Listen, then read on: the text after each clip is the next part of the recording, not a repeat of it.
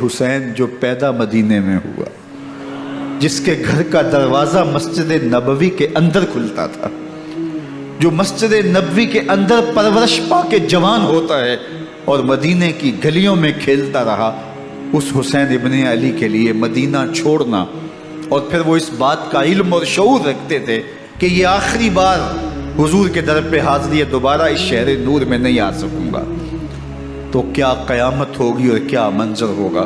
محمد بن حنفیہ کے علاوہ خاندان نبوت کے جتنے لوگ تھے ان سب نے شہر مدینہ کو الوداع کہا، اور رات کے موقع میں مدینہ المنورہ کو، مسجد نبوی کو چھوڑ کر کے مکہ کی جانب عازم سفر ہوئے۔ 3 شعبان المعظم کو مکہ المکرمہ پہنچتے ہیں، ادھر کوفیوں کے خطوط آنے شروع ہو جاتے ہیں۔ حضرت امام حسین رضی اللہ تعالیٰ عنہ مسلم بن عقیل رضی اللہ تعالیٰ عنہ کو صورتحال معلوم کرنے کے لیے بھیج دیتے ہیں۔ 40,000 کوفی آپ کے ہاتھ پہ بیعت کر دیتے ہیں۔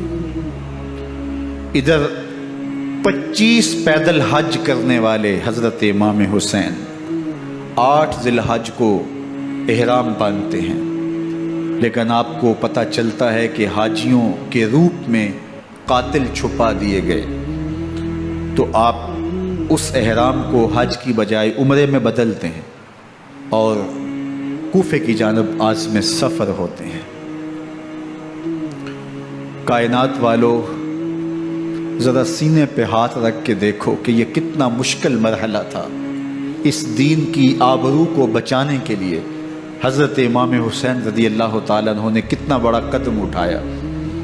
آپ کے بہی خواہ، دوست، احباب عبداللہ بن عمر یہ سارے روکتے ہیں، عبداللہ بن عباس کہتے ہیں حضرت نہ جائیے، الکوفی لا یوفی، کوفی کبھی وفا نہیں کرتے، آپ کے والد کو وہاں شہید کیا گیا، لیکن آپ ایک فرض کو نبھانے جا رہے ہیں۔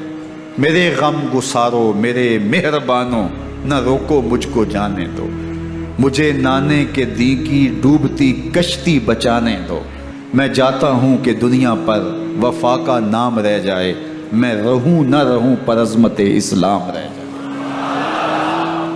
میں نہیں جاتا تو نبی کے گھر کی آن جاتی ہے، میں نہیں جاتا تو نبی کے گھر کی آن جاتی ہے، تمہارا دین جاتا ہے، میری غیرت ایمان جاتی ہے۔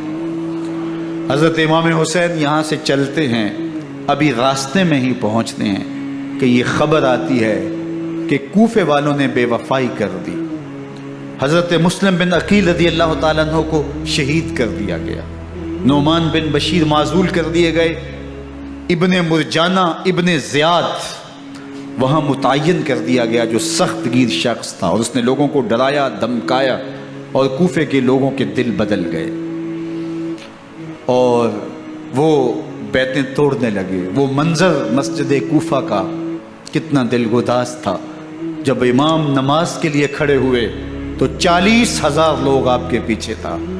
جب سلام پھیرا اور امام نے دیکھا کہ پیچھے لوگ نہیں ہیں، پھر لوگوں نے اپنے دروازے بھی بند کر لیے۔ رات کی تنہائیاں ہیں اور حضرت مسلم بن عقیل کو کوئی پناہ دینے والا نہیں، لوگوں نے دروازے بند کر لیے کہ کہیں ہمارے گھر میں نہ آ جائیں اور ہم مشقت اور حکومتی تشدد کا شکار نہ ہوں۔ کتنا دردناک لمحہ ہے حضرت مسلم بن عقیل رضی اللہ تعالیٰ عنہ پہ، اور پھر حضرت مسلم بن عقیل بے دردی سے شہید کر دیے جاتے ہیں۔ آپ ابھی راستے میں ہیں، یہ ساری کہانی پہنچتی ہے کہ حضرت مسلم شہید کر دیے گئے اور بے دردی سے شہید کر دیے گئے۔ وہ جنہوں نے خط لکھے تھے کہ ہم آپ کے ساتھ ہیں اور ہم منتظر ہیں، چشم برا ہیں، آپ کے قدموں کی چاپ سننے کے لیے بےتاب ہیں، آج انہوں نے بیعتیں توڑ دی، 40,000 کوفی منحرف ہو گئے۔ مسجد کوفہ کا وہ منظر کس قدر روح کو تڑپا دینے والا تھا۔ ہم پچھلے سال عصر اور مغرب کے درمیان جب کوفہ پہنچے تو سورج ڈوبنے کے قریب تھا۔ میں نے اپنی زندگی میں اتنا اداس موسم کہیں نہیں دیکھا جتنا اداس موسم کوفے میں دیکھا، ایسے لگتا تھا جس طرح کوفے کی آب و ہوا آج بھی شرمندہ ہے۔ جو مسلم بن عقیل اور خاندان نبوت کے ساتھ اہل کوفہ نے کیا، حضرت امام حسین رضی اللہ تعالیٰ عنہ کو ان کے بہی خواہوں نے، اعزاء نے، اقربا نے، دوستوں نے، آوان و انصار نے، ساتھیوں نے کہا کہ حضرت حالات یکسر تبدیل ہو گئے، اب ہمیں مراجعت کر جانی چاہیے، واپس پلٹ جانا چاہیے۔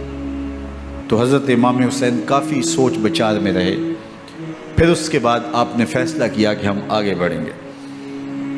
دوستوں نے کہا کہ حضرت اگر آپ آگے بڑھیں گے تو ہمیں لگتا ہے کہ وہ آپ کے ساتھ سلوک اچھا نہیں کریں گے اور آپ بچوں کے سامنے پیاس سے شہید کر دیے جائیں گے۔ تو حضرت امام حسین رضی اللہ تعالیٰ عنہ نے وہاں ایک خطبہ ارشاد فرمایا کہ لوگوں تم جو مجھے بتا رہے ہو مجھے اچھی طرح معلوم ہے، جو تم مجھے منظر پیش کر رہے ہو وہ میری نگاہوں میں ہے، اور جو کچھ ہونے والا ہے چشم تصور وہ منظر دیکھ رہی ہے۔ چونکہ حضرت امام حسین رضی اللہ تعالیٰ عنہ کی شہادت کی خبر حضرت امام حسین کے پیدا ہوتے ہی خاندان نبوت میں عام تھی۔ حضور علیہ الصلوۃ والسلام کو یہ بات جبریل امین نے آ کے بتائی تھی جب حسین ابن علی کے ساتھ حضور محبت کا اظہار کر رہے تھے، تو یہ جبریل امین نے آ کے کہا تھا حضور آپ کا یہ بیٹا ارض طف میں شہید کر دیا جائے گا، اور کربلا کی مٹی لا کے حضور کو دی اور ام سلمہ کو حضور نے عطا کر دی۔ حضرت ام سلمہ کہتی ہیں کہ ایک دن میں سوئی تو خواب دیکھا کہ حضور کے مبارک بال بکھرے ہوئے ہیں اور سخت پریشان ہیں، تو میں نے کہا کہ حضور آپ کی یہ کیا حالت ہے؟ وَبِيَدِهِ قَارُورَةٌ، اور حضور کے ہاتھ میں ایک شیشی ہے، فِيهَا دَمٌ، جس کے اندر خون ہے۔ تو میں نے کہا حضور یہ کیا؟ فرمایا میں قتل گاہ حسین سے آ رہا ہوں اور یہ حسین ابن علی کا خون ہے۔ تو کہا 10 محرم کا دن تھا، دوپہر کا یہ منظر تھا، میں کیلولہ کر کے اٹھی، جب میں نے دیکھا تو وہ شیشی جس میں کربلا کی مٹی رکھی تھی وہ خون بن چکی تھی۔ تو یہ خبر پہلے دی گئی تھی، یہ بتا دیا گیا تھا۔ فرمایا میرے دوستو جو تم مجھے بتاتے ہو میں اس سے بے خبر نہیں ہوں، یہ سب کچھ ہونے والا ہے، لیکن اس کے باوجود میں کیوں جا رہا ہوں؟ تو آپ کا ایک تاریخ ساز جملہ ہے جو کربلا کے فلسفے کو ہمارے سامنے رکھتا ہے کہ یہ اتنا بڑا امتحان کیوں دیا۔ حضرت امام حسین رضی اللہ تعالیٰ عنہ نے فرمایا وَلَكُمْ فِي أُسْوَةٌ، میں اس لیے جا رہا ہوں قیامت تک ظلم، جبر اور ناانصافی کے خلاف کھڑے ہونے والوں کے لیے کوئی نمونہ تو ہو۔ میری زندگی قیامت تک ظلم، جبر اور استحصالی نظام کے خلاف کھڑے ہونے والوں کے لیے نمونہ ہے۔ تو حضرت امام حسین رضی اللہ تعالیٰ عنہ نے حق اور باطل کے درمیان ایک سرخ لکیر کھینچ دی اپنے خون سے۔ اب حق اور باطل کا امتیاز کرنا مشکل نہیں ہے، کوئی باطل پہ اڑا رہے تو الگ بات ہے، لیکن امتیاز کرنا مشکل نہیں ہے۔ حدود بالکل واضح کر دی۔ اقبال نے یہاں کتنی خوبصورتی کے ساتھ اس مضمون کو نبھایا۔ سرخ رو عشق غیور از خون او، شوخی این مصرع از مضمون او، تا قیامت قطع استبداد کر، موج خون او چمن ایجاد کر۔ ایک جہاں آباد کر دیا، حق اور باطل کی راہیں اجال دی۔ اب لوگوں کو یزید کا چہرہ پہچاننے میں دیر نہیں لگتی، وقت کے ہر یزید کا چہرہ آسانی سے پہچانا جا سکتا ہے۔ یہ معرفت زمانے کو کروائی کس نے؟ حسین ابن علی نے کروائی رضی اللہ تعالی عنہ۔ تو حضرت امام حسین نے فرمایا کہ جو میرے ساتھ ہونے والا ہے میں اچھی طرح جانتا ہوں، لیکن میں اس کے باوجود آگے بڑھوں گا۔ پھر بڑھے اور کربلا میں جا کے خیمہ زن ہو گئے۔ 7 محرم کو پانی بند کر دیا گیا۔ پانی بند ہوا تو کھانا بھی میسر نہیں تھا، لیکن ذکر پانی کا ہوتا ہے اس لیے کہ کھانے کے بغیر انسان کئی دن کاٹ لیتا ہے، لیکن پانی کے بغیر گزر نہیں ہوتی۔ تو فرات کی نہر سامنے اپنی موجوں کے ساتھ چمک رہی ہے، لیکن ایک قطرہ آب بھی آل رسول کو نہیں دیا جا رہا۔ کائنات کے اندر ایسے انوکھے امتحان بھی ہوتے ہیں۔ وارث ہوں ساقی کوثر کے، مالک ہوں حوض کوثر کے، اور بیٹے ہوں ساقی کوثر کے، اور آج ایک بوند پانی کی بھی میسر نہ ہو۔ صبر کا امتحان ہے، عزیمت کا امتحان ہے۔ حضرت امام حسین رضی اللہ تعالیٰ عنہ خیمہ زن ہو گئے۔ 3 دن تک پانی بند رہتا ہے۔ 9 محرم کو رات کی تنہائی میں حملہ آور ہونا چاہتے ہیں، لیکن آپ نے کہا کہ ہمیں اللہ کے حضور عبادت اور ذکر کے لیے وقت دیا جائے۔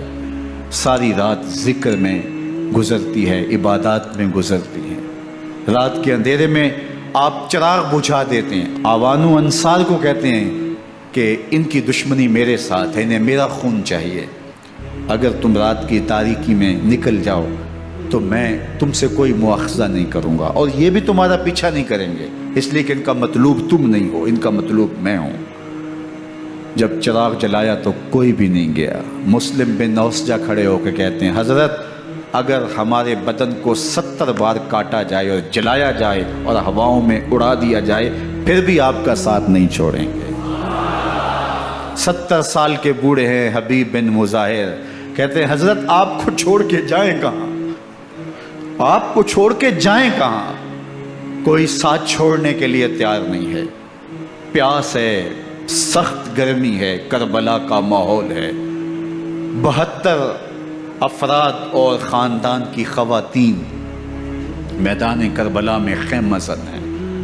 دوسری طرف لشکر اعداء اشقیا 22,000 کی تعداد میں مقابلے میں، ایک روایت 30,000 کی ہے۔ ان صرف 72 پیاسے لوگوں کے لیے اتنے لوگوں کو جمع کرنے کا مقصد خوف زدہ کرنا تھا۔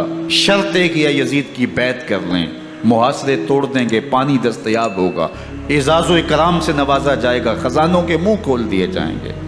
لیکن حسین ابن علی کہتے تھے سب کچھ لٹ جائے گا، باطل کے ہاتھ پہ ہاتھ نہیں رکھوں گا۔ اللہ اکبر۔ اب صبح طلوع ہوتی ہے، عاشور کا دن چڑھتا ہے، سورج اپنی پوری تمازت کے ساتھ گرمی برسا رہا ہے۔ آج خاندان نبوت کا امتحان زمانے نے دیکھنا، رسول اللہ کا لعاب چوسنے والا اس کے صبر کا آج امتحان ہے، حضور کے کندھوں پہ کھیلنے والے حسین کا آج امتحان ہے۔ اللہ اکبر۔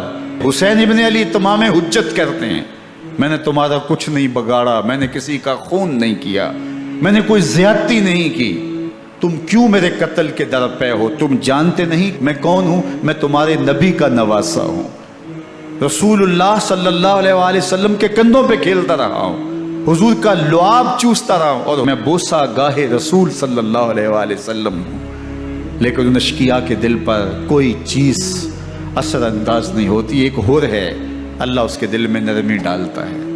پہلے تو امام حسین کو گھیر کے لے کر کے آتا ہے، لیکن بعد میں وہ قافلہ یزید سے قافلہ حسین کی طرف آ جاتا ہے۔ امام حسین فرماتے تو دنیا میں بھی ہور ہے، آخرت میں بھی ہور ہے، آزادی مل جاتی ہے۔ باقی 22,000 کا لشکر جرار امام حسین کے قتل کے در پائے ہے۔ پھر تاریخ نے خاندان نبوت کا وہ انوکھا امتحان دیکھا۔ حضرت امام حسین کے بچے بالخصوص خواتین پیاس کی شدت میں حلق خشک ہیں۔ حضرت سکینہ تڑپ کے اپنے باپ سے کہتی ہیں کہ مجھے 6 ماہ کے لیے اصغر کی پیاس نہیں دیکھی جا رہی۔ بچے کو ہاتھوں پہ اٹھاتے ہیں اور نہر فرات کے کنارے پہنچ کے فرماتے ہیں اشقیاء سے مخاطب ہو کے تمہارا معاملہ میرے ساتھ ہے، اس 6 ماہ کے بچے نے تمہارا کچھ نہیں بگاڑا، اور چلو بھر کے اس کا حلق سیراب کرنا چاہتے ہیں۔ ایک 2 شاخہ تیر آتا ہے جو حضرت علی اصغر کے گلے کو چیر دیتا ہے۔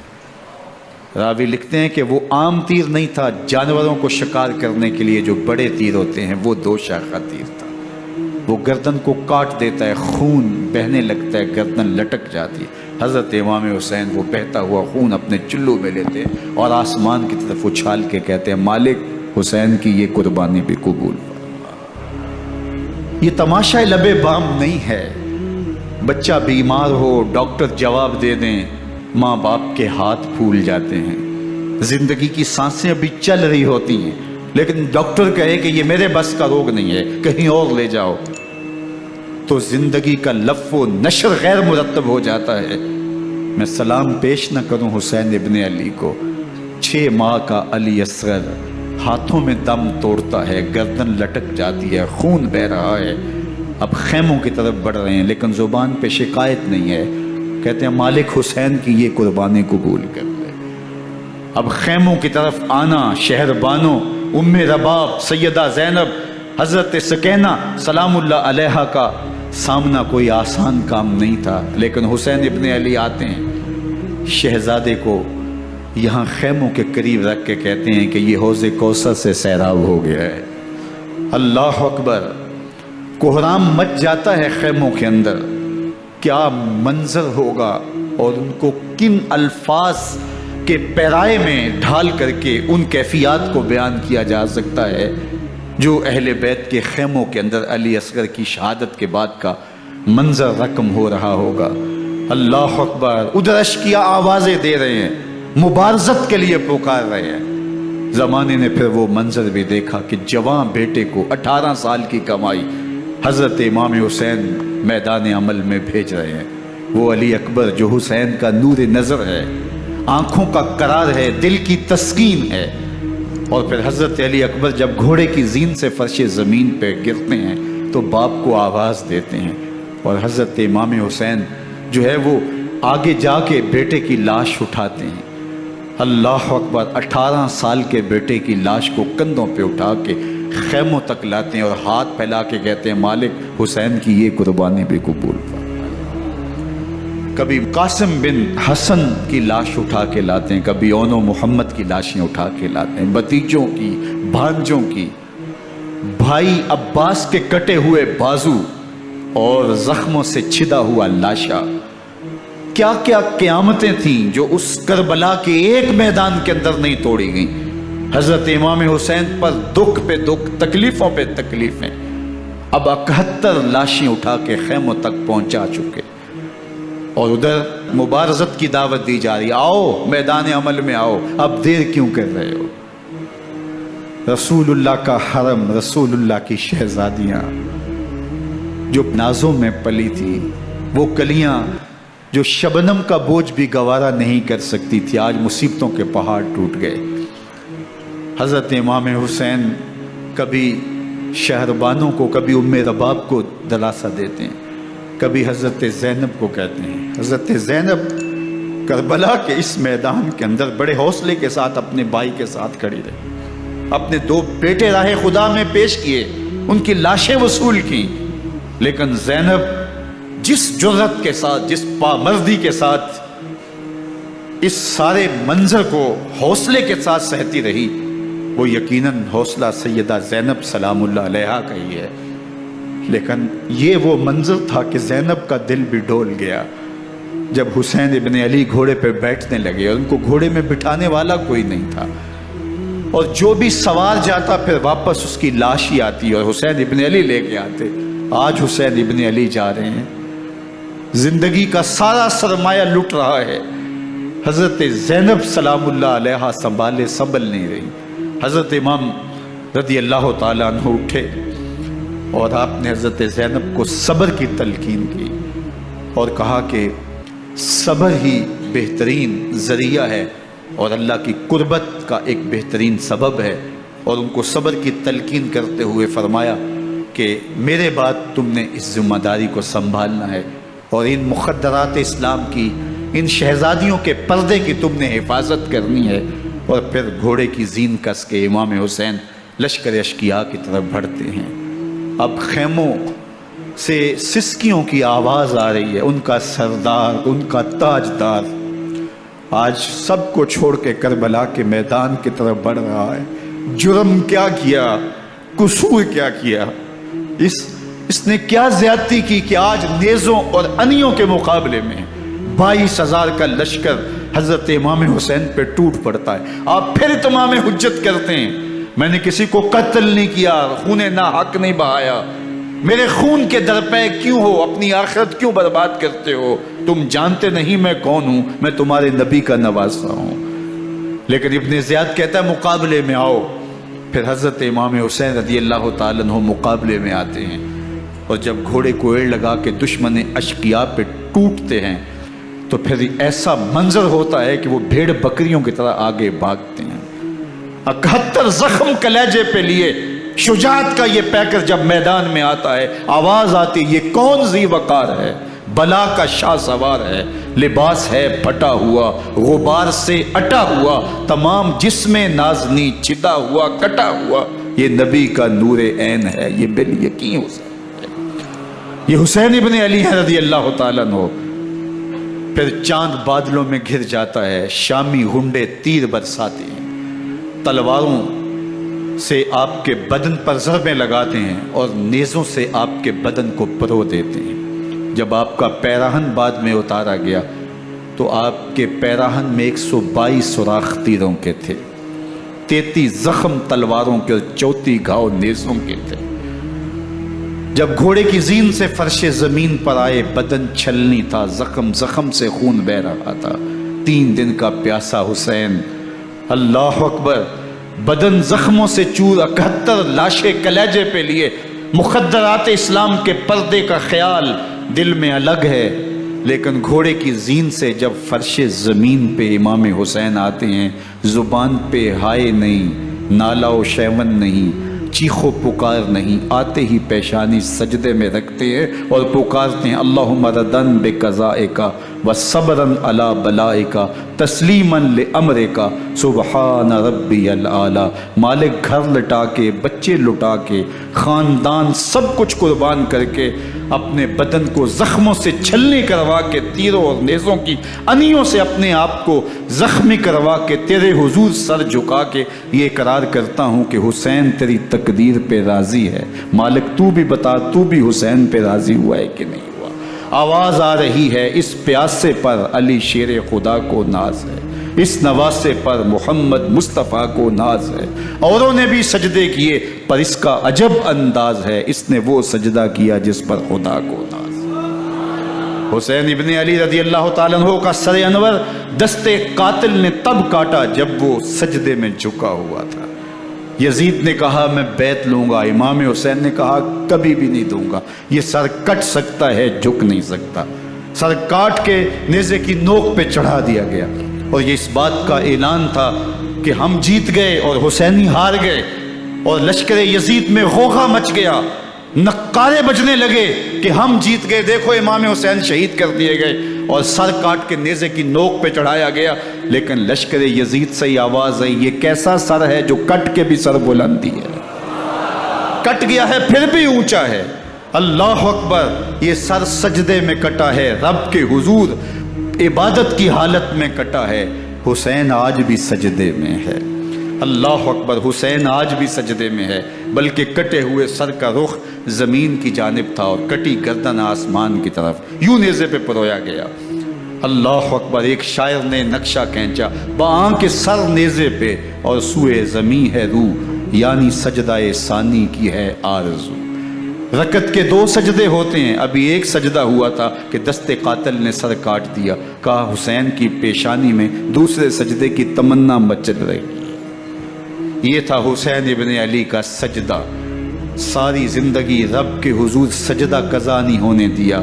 آج پانی نہیں ہے، اللہ اکبر، آج تیمم کر لیتے ہیں، آج اپنے خون کو اوڑھ کر کے حسین نے اپنی پیشانی اپنے مالک کے حضور جھکا کر کے عظیمت کی وہ انوکھی داستان رقم کر دی کہ صدیاں گزرنے کے باوجود بھی ان کی یادوں کے چراغ روشن ہیں۔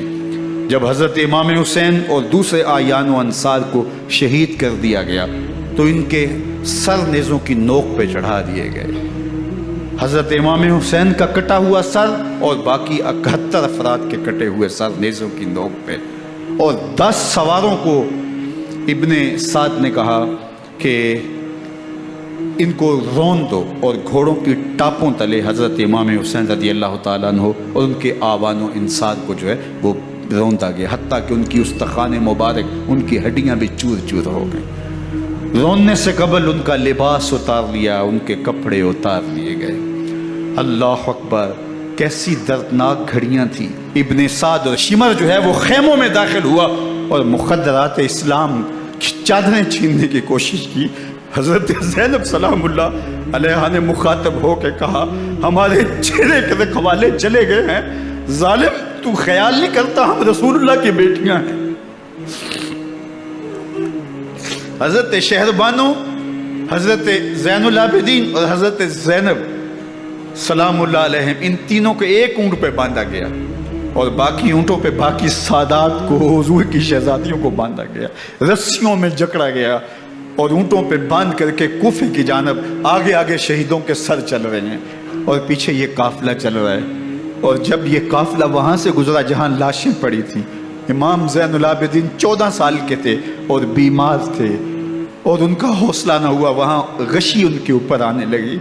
और वो मंजर इब्ने कसीर ने, बाकी लोगों सब ने लिखा है कि फिर जब उनकी ये हालत हुई तो फिर सैयदा ज़ैनब सलामुल्लाह अलैहा, जिन्होंने अभी तक बड़े हौसले के साथ सारी मुश्किलात का मुकाबला किया था, अब उनके बंधन टूट गए और आंखों से आंसू बहने लगे। और सैयदा ज़ैनब थे इमाम हुसैन रज़ी अल्लाह ताला अन्हु की लाश पे खड़े होके, और वो रोंदी हुई लाश, टूटी हुई हड्डियां और वो बड़ा बदन, कटा हुआ सर नेज़े की नोक पे और लाश ये पड़ी है। तो हज़रत सैयदा ज़ैनब ने मदीने की तरफ मुंह करके जो है वो हुजूर से फरियाद की, या मुहम्मद आहो, या मुहम्मद आहो, हाज़ा हुसैनुन बिल आरा मुज़म्मलुन बिद्दमा, या मुहम्मद आहो बनातों का सबाया। या रसूलुल्लाह, ए प्यारे आका, या जद्दा हो, ए हमारे नाना मोहतरम, ये देखिए आपका हुसैन पड़ा हुआ है, बदन से कपड़े उतार लिए गए, खाक हवाएं उड़ा रही हैं और उसके ऊपर चादर जो है वो मट्टी की पड़ गई है। हुजूर आपकी औलाद काट दी गई और फिर कहा बनातों का सबाया, हुजूर देखिए आपकी बेटियों के हाथ बांध दिए गए हैं, ऊंटों पे कस दिया गया है, सरे शहीदा आगे आगे चल रहे हैं और हजरत सैयदना इमाम हुसैन का आगे आगे सर है। रास्ते के अंदर एक जगह आई, रात गुजरी और इनको उतारा गया। रात का मौका था, एक खातून आई और उसने कोई खाना पेश किया इनको और कहा कि मैं किसी ज़माने में हज़रत सैयदा फ़ातिमा तो ज़हरा की नौकरी किया करती थी, उनकी लौंडी थी, उनकी कनीज़ थी, और आज मुझे पता चला कि आप लोग गुजर रहे हैं, तो मैंने कहा कि मैं अपनी मखदूमा के ख़ानदान की खिदमत करूं। और फिर उसने कहा कि उस वक्त सैयदा की गोद में एक 6-7 माह की बच्ची थी जिसको ज़ैनब कहा करते थे। तो सैयदा ज़ैनब ने कहा कि अम्मा अगर पहचानती हो तो वो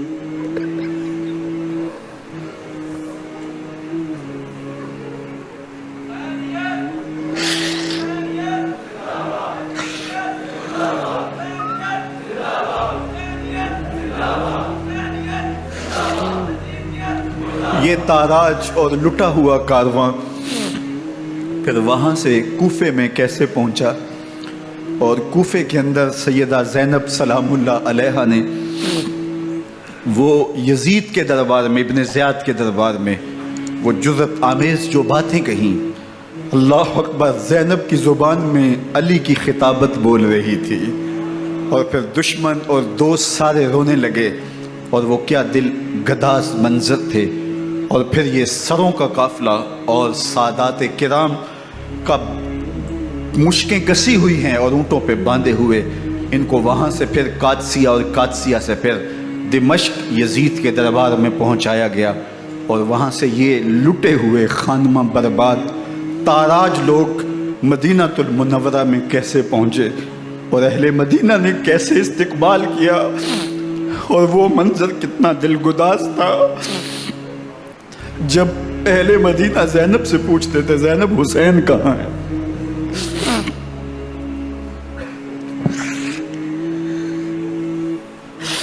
बेमुरव्वत बेवफा, तेरा भी क्या अफसाना है, जिसने अपनी ही शमा को गुल किया तो वो परवाना है।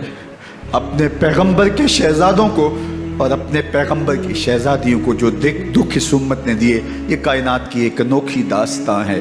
अल्लाह हमें उसवाए शब्बीरी पे अमल की तौफीक अता करे और उनके नकूश पाक की बरकतें दे। अहले बैत की मोहब्बत हमारी रूहों में जज्ब कर दे और जिस अजीमत के साथ, जिस हौसले के साथ उन्होंने दुखों को झीला, जो दहकती आग के शोलों पे सोया वो हुसैन, जो जवां बेटे की मैयत पर न रोया वो हुसैन, जिसने सब कुछ खो के कुछ न खोया वो हुसैन, मर्तबा इस्लाम का जिसने दोबाला कर दिया, खून ने जिसके दो आलम में उजाला कर दिया, جو کہ سوزے غم کو سانچے میں خوشی کے ڈھال کے مسکرایا موت کی آنکھوں میں آنکھیں ڈال کے۔ اے حسین ابن علی تم پر سلام، نازش آل نبی تم پر سلام۔ ذرا میرے ساتھ یہ پڑھ لیجئے، اے حسین ابن علی تم پر سلام، نازش آل نبی تم پر سلام، تم پہ لاکھوں رحمتیں لاکھوں سلام، اے شہیدان محبت کے امام، لالا گوں لالا بدن لالا کفن، اے چمن اندر چمن، زندگی ہی زندگی تیری حیات، اے حیات اندر حیات، افتخار ملت بیضا ہے